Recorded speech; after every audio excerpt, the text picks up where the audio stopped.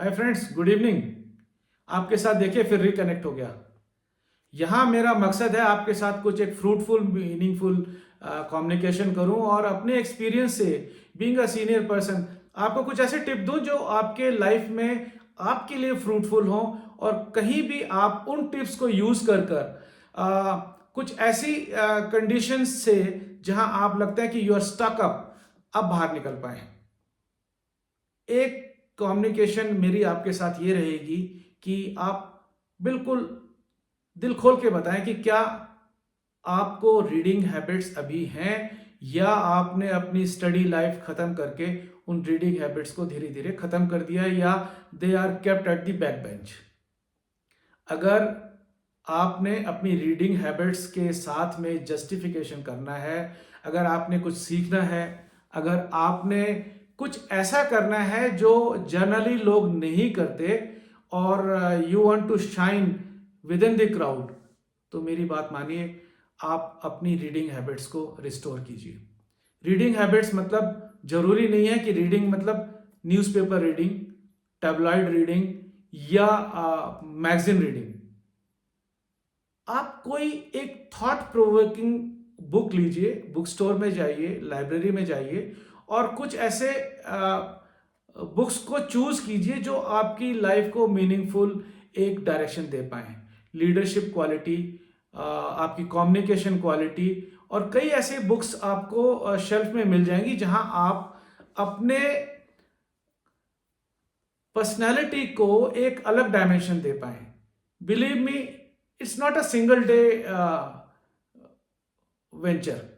ये आपको थोड़ा लंबे समय तक करना पड़ेगा और एक साइंटिफिक सर्वे, स्टडी या रिसर्च कुछ बोल लीजिए। आपने भी सुना होगा कि if you make certain habits permanent with your personality you need to develop it continuously 21 days without break.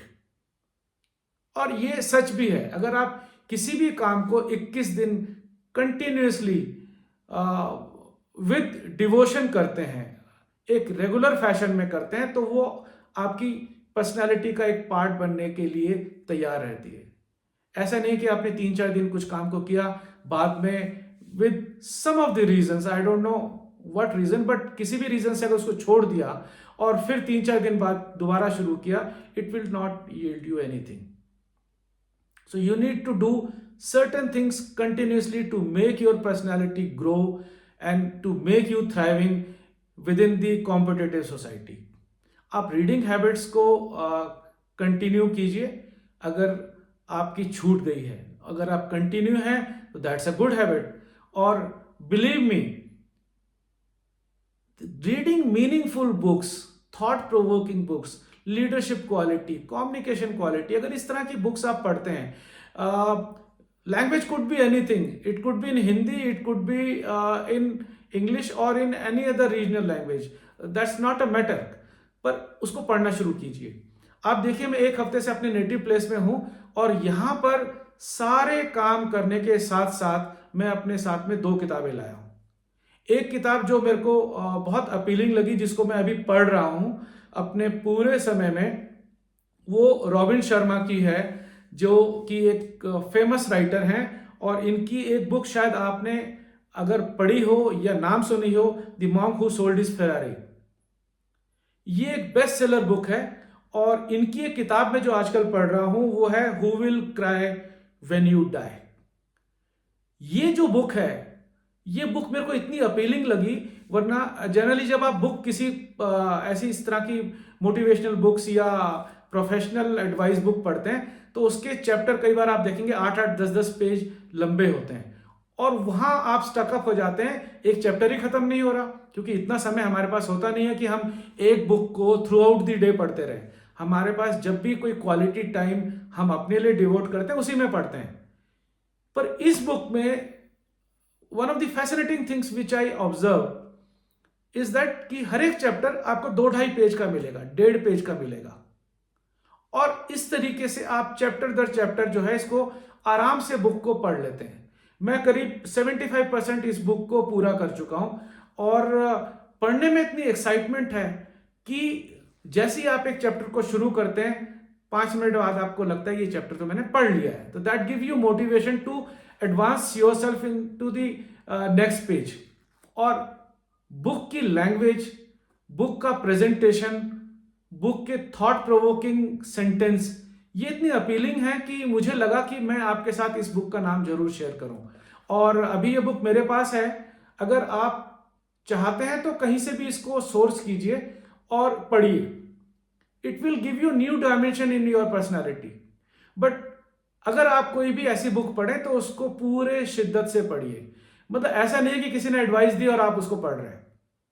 Make it a habit कि आप अगर रोज भी इसको अपने टाइम निकाल के पढ़ रहे हैं तो 3-4 पेज तो जरूर पढ़ें, और साथ में एक पेंसिल जरूर रखें।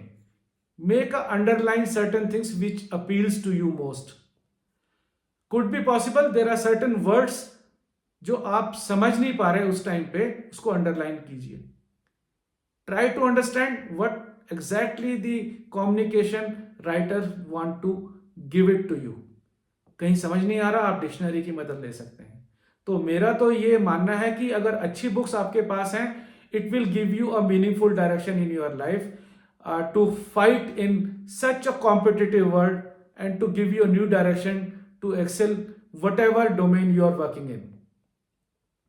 पढ़िए, पढ़ना शुरू कीजिए और बताइए कि क्या आपके लाइफ में चेंजेस आए हैं रीडिंग हैबिट को दोबारा डेवलप करने के बाद। ये एक ऐसी स्किल सेट है जो आज की डेट में 95% लोग छोड़ चुके हैं। Reading habit is fading away very fast and the digital screen is taking over. हर एक के अपने प्लस और माइनस हैं, बट मेरा मानना है reading in a book form is more appealing than in a digital form.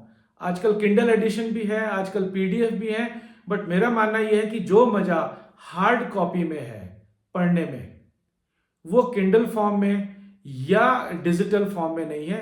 हाँ, ये जरूर है कि किंडल फॉर्म या डिजिटल फॉर्म में आप you carry thousands of book with in your finger tips, but it hardly matters. अगर आप सिर्फ एक बुक भी 1 महीने में पढ़ते हैं and you implement the things which are written and which is communicated to you, it is worth then making a 1000 reading from a Kindle or from a PDF format.